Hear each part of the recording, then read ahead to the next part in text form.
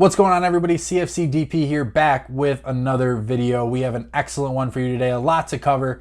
Chelsea are back at Cobham for preseason training. Some initial testing days out of the way. Now Maresca can start to wait and get some players back that are still on international break and really start to implement their system. We're also going to talk about some new transfer rumors from this summer. Some guys that are going to be coming in the next week or so. Caleb Wiley, Renato Veiga, Aaron Anselmino. How do those guys fit in? And what does that change with Chelsea's loan spots, international loans? There's only 6 of them this season. Anselmino's taking one and Caleb Wiley's taking one. That's only 4 remaining. So how does that affect the other players coming in? And finally, we'll talk about Chelsea's attacking transfer targets and where that might go this summer. There's quite a bit of stuff that has to happen at this point still. So what will Chelsea do in those positions? Do they need a striker? What winger will they go for? Let's get into that right now. But first, let's talk about Cy Phillips Talks Chelsea, the presenting sponsor of CFC DP, a publication that I am a part of as well now. It's an amazing Substack channel where you can go ahead and find all of the latest transfer gossip, match reviews. There's podcasts, players, scouting reports. There's everything that a Chelsea fan could want. So if you want to go ahead, find the link in the description for Cy Phillips Talks Chelsea, and you can go ahead and get subscribed today. All right, so let's get into it. It feels like the season is starting to finally come. The long, quote-unquote, summer break, which I know it's not really that long, especially if you're a player, has come to an end. Players are starting to report to Cobham. The first wave came in early last week. The second wave, where things really got started, came in this past week, and you've seen a lot of media being put out. There is a big number of players that are there. I think there was 32 players have shown up. Now, some of them obviously will go on loan. Some of them might be sold. There's a few more that have to come back. Enzo, Caicedo, Gallagher, Cole Palmer. And so there's a few more that will be showing up. But it was really good to start to see Enzo Maresca out there on the field with those guys and start to implement his system. Now, the first couple of days, it's a lot of baseline training. And if you saw Chelsea's video, you saw that they were doing the beep test. They were doing some other physical activities to kind of set a baseline for where they were this season. But a couple of faces that we are happy to see back are Wesley Fofana, Romeo Lavia, Carney Chukwuemeka, Christopher Nkunku, Reece James. There's a whole bunch of those players that were injured last season that are ready to go, ready to start performing, and ready to get into some serious training leading up to the first preseason game against Wrexham on July 24th in the U.S. So if there's any of you U.S. listeners out there, I will be at the Notre Dame match against Celtics. So if you are going to be there, hit me up on Twitter at CFCDP1, and we can definitely meet up, chat, and watch some of the game together. But as I was saying, it's really important for these beginning stages, especially with a new manager, to start to implement some of the system that Maresca is going to be running. You did notice in a couple of the videos some things that I really like to see was Enzo talking about repeating the passes, quick passes.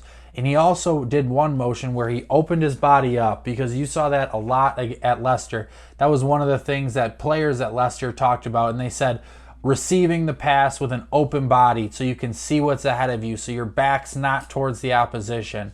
That's such an important thing, I think, when you start to talk about the midfield, the attacking midfield areas, opening up, seeing what's in front of you, because a key thing in Maresca's system is seeing what's in front of you so that you can hit runners that are going to go in from behind, especially on the left and right wing, and then the striker position as well.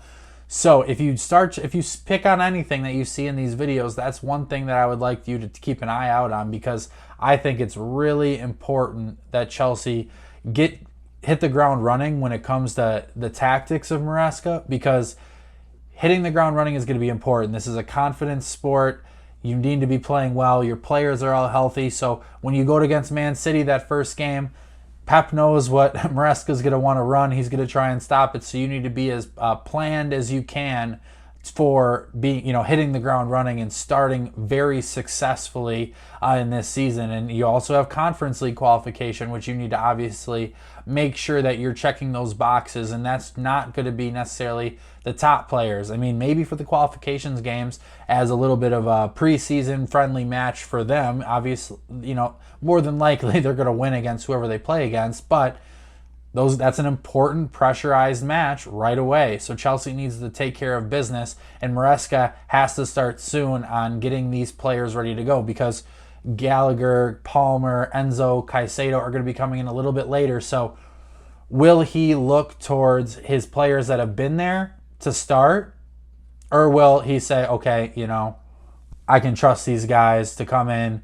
do what they need to do. They can learn this system quick enough. It's something to watch, definitely.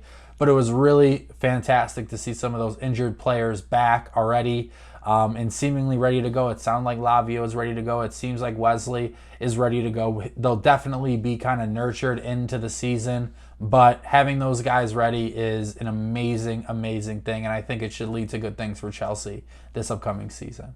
And as always, the transfer window does not stop just because preseason started. Chelsea are still bringing in talents, and particularly young talents. It seems like Renato Veiga is going to be coming in. He completed part of his medical at this point. He should be announced, and it might already be out once this video comes out. But a really interesting profile from Basel, and he started at Sporting's Academy, went on a loan at Augsburg. But there was just such a depth of player in that position at Sporting, so he said, I'm going to take my talents to Basel. And Chelsea pivoted from Riccardo Calafiori to a guy that they've been supposedly scouting for a very long time in Renato Veiga, and I think that this is a very shrewd signing from Chelsea. He presents a different skill set in the midfield. I think if you're talking about inverting a left back, he could do that job really well. He played a lot of DM at Basel. He did play some left back, so he does have that positional flexibility that you would want. He's a very, very good passer of the ball. He sprays the ball around. I'll show a couple of clips here. He does do that very well. He is very raw still. He definitely is not ready to start at this point, and I would argue that a loan to Strasbourg would probably be for the best for him.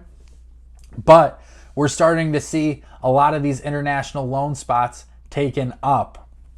So there's been a few players.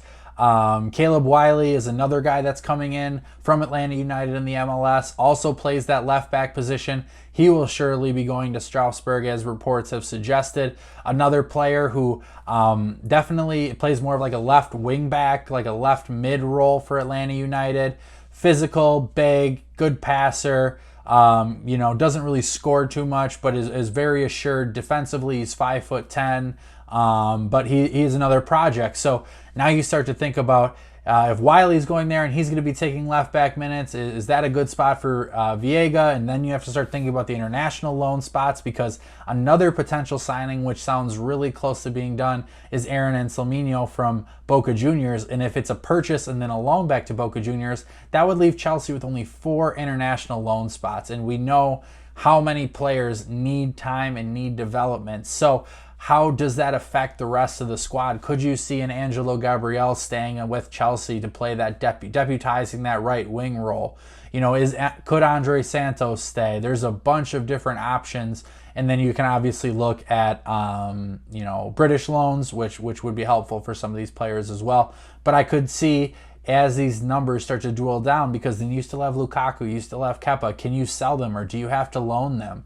That's a precious spot that could be taken. So Chelsea really need to work on the sales, and they really need to figure out from these guys who are buying who's ready to come in right now, because there are spots available, especially if Ben Chilwell moves on, and there's reportedly Manchester United interest for Chilwell. So if he moves on, could you see Veiga deputizing under Cucurella for this upcoming season? I think it's possible, especially with the number of games that Chelsea do have.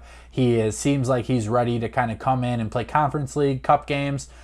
He's a little slow on the ball and I'm kind of jumping back and forth from other players in Veiga, but Viega's a little slow on the ball for my liking. He takes a second to get the ball out of his feet. He's a big guy.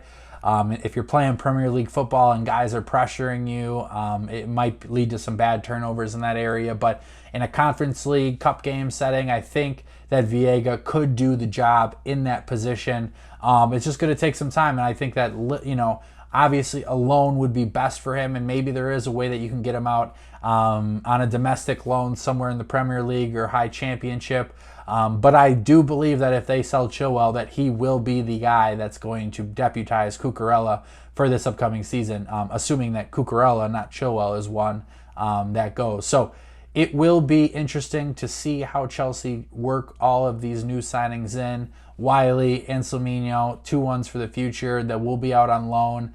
Boca Juniors for Anselmino, which I believe he could be recalled within 6 months if Chelsea for some reason need a center back to come in or they want to send him somewhere else. And then Caleb Wiley will be going on a season-long loan to Strasbourg, but he is a Chelsea player. So that left back area now has some cover. It'll be interesting to see who moves on, but there's a lot more going on in this transfer window.